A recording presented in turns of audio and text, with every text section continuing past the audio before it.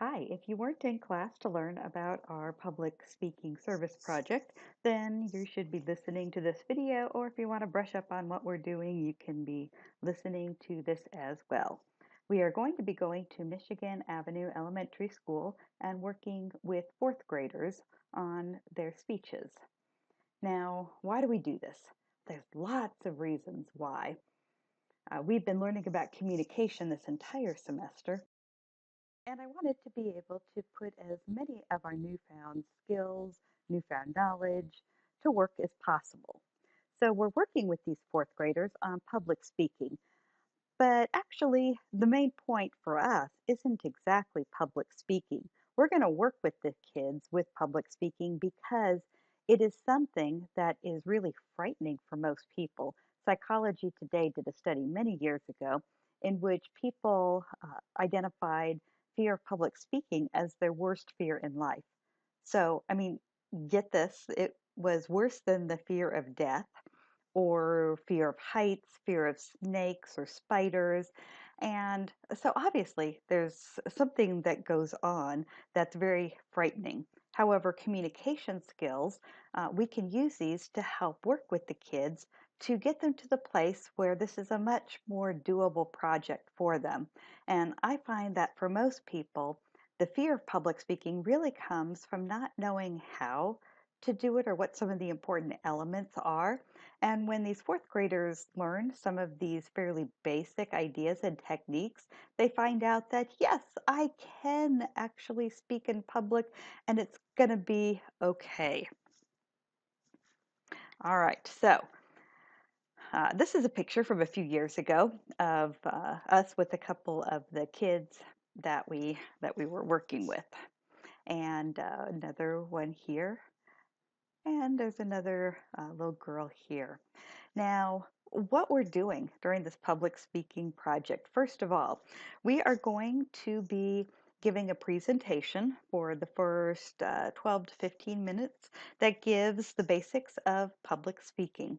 We're going to use peanuts as our theme, and we're going to tell the students, the fourth grade students, some of the important elements of a speech like introductions, conclusions, a little bit about delivery. And so we have these things that are going to be happening in the presentation. That's over fairly quickly though. And after the presentation is over, we start working with the kids one-on-one in most cases. So we'll have one Lee student, one fourth grader, and you'll pair off and work with them alone. Sometimes you'll have two students, but usually it's pretty small groups that we're working with. Now, again, why are we working with public speaking? All right, so in Bradley County, there is a very, I'd say, a potent 4-H group that works with the schools, and there is a public speaking contest that 4-H sponsors every year. And in my experience, all of the fourth grade classes in Bradley County require their students to be a part of this competition. It starts in the classroom. Every fourth grade student will give a speech in their classroom, and they are judged for their speech. The best ones will then move on and compete against the rest of the fourth grade classrooms in their school. The ones who win that will head on to the sub-county competition and compete against a number of other elementary schools.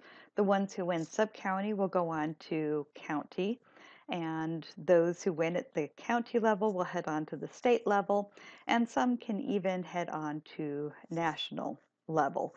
So every child has to do a speech.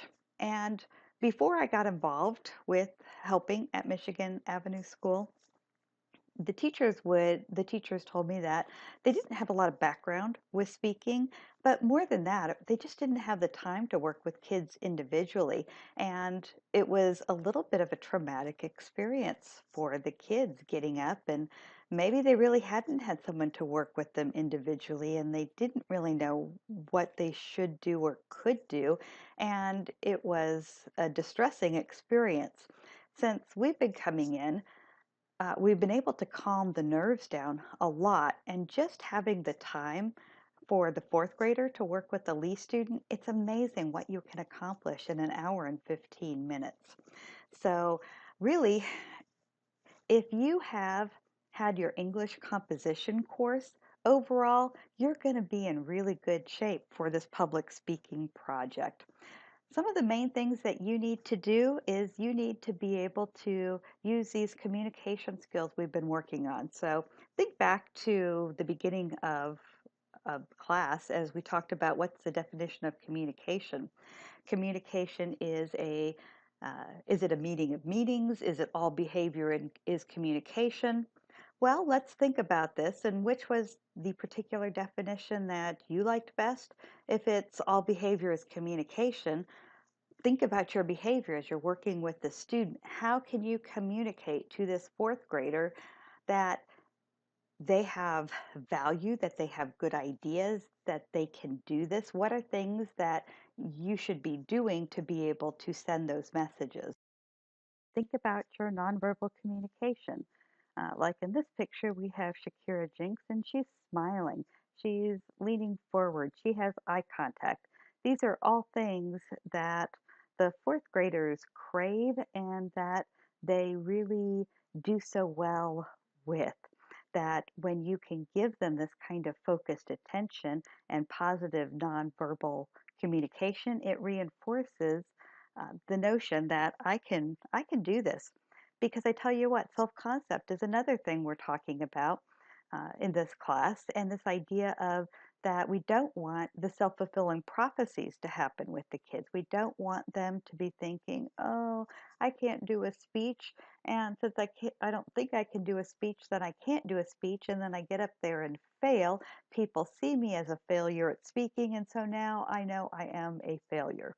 We don't want this type of thing to happen. So the self-concept we're going to try to encourage is this idea of yes, you can. Yes, it's scary, but you know what?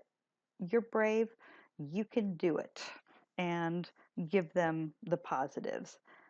Also, so here we have another example, Kim Howard from a few years ago. See, she's leaning forward. She's looking. She's intent upon what the little girl is working on. These are great things to help boost these children's self-confidence so that they can get this project done. We will have the chance to work with the kids and help them with some of the research for their speeches. And there's a number of computers. And, you know, if you look here, you have a kid in front of the computer, or the Lee students are right behind them. And you do have to just get right in there and help them. And we're kind of close. We learn to love each other very quickly here because there's not a lot of room. So active listening, nonverbal communication, helping them form a self-concept uh, that is set for success. These are all things that we're doing. Language, what word choices are you using? Are you saying, that's good? Or are you saying, what a fantastic idea? Let's figure out how to say this the best way possible. So think about these things. I know that you can do all of these things very well. And last example, Kayla Frazier here. She had a few kids that she was working with that day. Smiles. These kids, I tell you what, they're really excited to spend about an hour and 15 minutes with you. They are very, very excited about this, and you can usually tell in their faces that they will adore this time. For you, it's a short period of your life during the final exam period. For these kids, it's a big deal. So that's a little bit about our project in general. I'm going to switch to a new video in order to give you an understanding of the public speaking principles that you will need to use in the project.